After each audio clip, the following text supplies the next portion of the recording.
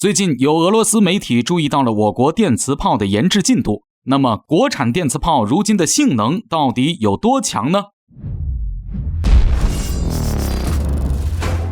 大家好，欢迎收看本期迷彩虎，我是虎哥。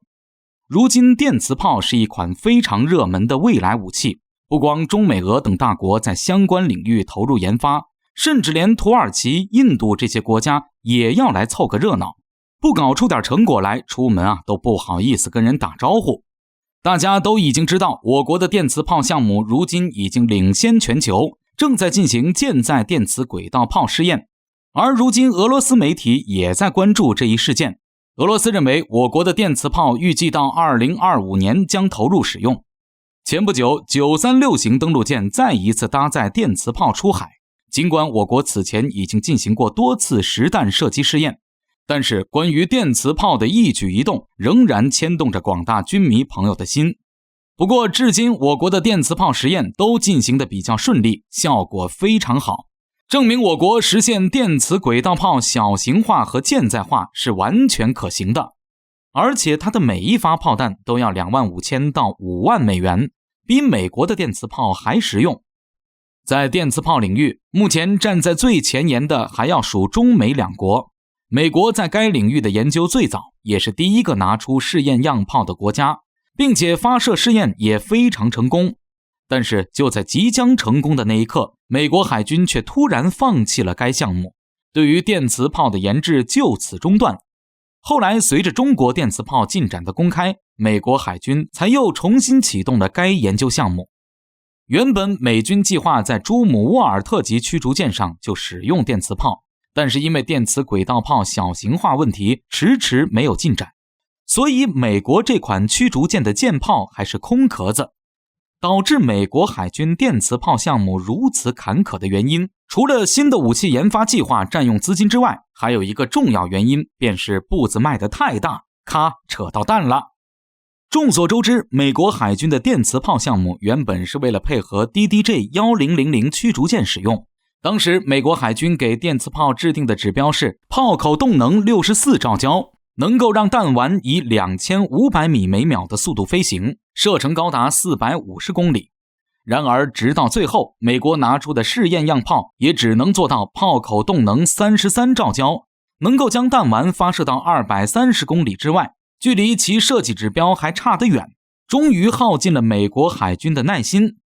而我国科研人员对于电磁轨道炮的研究已经进入了实用化阶段，而且对毁伤力和射程也有了一定强化。相比于其他国家，我们的研究更加深入，也更加稳定。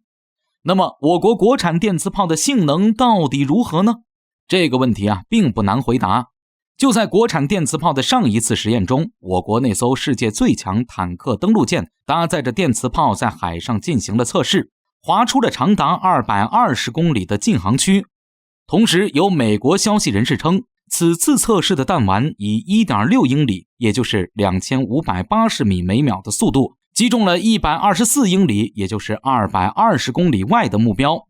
通过这些数据，我们大概能够推测，其炮口动能也在33兆焦左右，和美国海军的样炮性能差不多。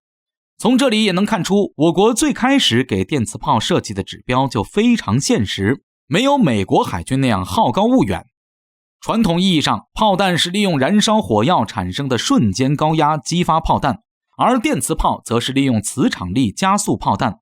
所以电磁炮相比传统火炮有速度和射程上的优势。我国电磁炮悄悄去海试，还是被国外给发现了，让这艘携带全球最高科技武器的坦克登陆舰又成了一次网红。国际社会认为，电磁炮投入使用将改变战场规则。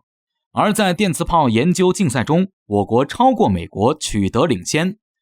与美国的电磁炮相比，至少我们这个已经形成了炮台结构，可以上舰了。而美国的电磁炮看着就不像一门炮。如果说我们的电磁炮是在测试阶段，美国那个最多只能算验证阶段。目前在电磁炮领域看来，我们捷足先登了，确实领先于美国。美国发现我国的轨道炮的弹丸将能够以 2.5 公里每秒的速度攻击200公里的目标，至于制导问题，应该在末端有个红外引导头，而且每分钟能够发射4发。而美国自己电磁炮数据虽然还是机密，美国遇到的难题是瞬时用电量剧增，只能装备在航母这类电力充足的大型舰艇上。而我国的马伟明院士解决了电力储备问题，让一般的大型舰艇都能使用。对于电磁技术来说，我国依旧是处在不断完善和不断探索的阶段，武器的发展趋势就是越来越快。从弓箭到火药大炮，从热武器到电磁，也许就是这个方向。电磁炮射程可以达到上百公里甚至几百公里，堪比导弹。等到我国解决供电设施以及冷却装置，就不用占据过多空间。这些问题解决了，电磁炮就会完全取代常规火炮，